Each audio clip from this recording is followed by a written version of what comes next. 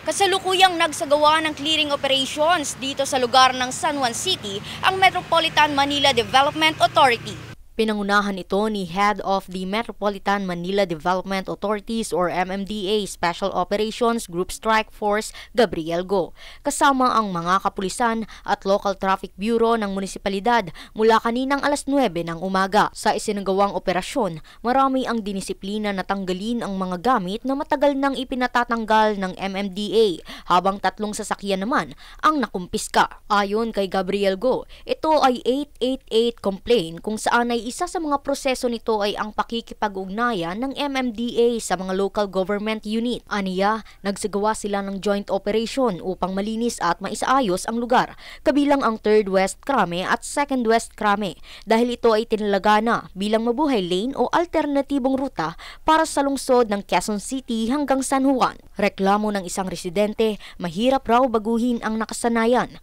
habang ang ilan naman ay nagsasabing tama lang ang ginagawang paglilinis at pagkumpiska ng mga gamit na hindi nararapat sa daanan dahil sa nakakaabala ito. Puro warning, siguro na hindi na nakatest, kamay na bakal lang ginagamit naman.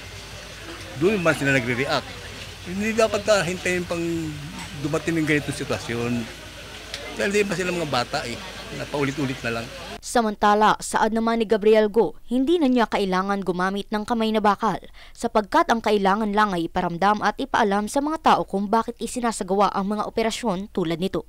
Ginagawa po namin ito para magkaroon tayo ng maayos at order sa ating mga kalsada. Nagrereklamo po tayo, napakabigat ng problema sa traffic, mga pedestrian na minsan nahahagip, na aksidente. So yan po yung gusto nating ayusin. Dagdag pa niya, pipilitin nilang isaayos, gawin ang nararapat at tama para magkaroon ng maayos na sitwasyon ang mga motorista at mga naglalakad sa mga sidewalk para sa tuloy-tuloy na daloy ng trapiko. Rhea Bel Medina, nag-uulat para sa Golden Nation Network.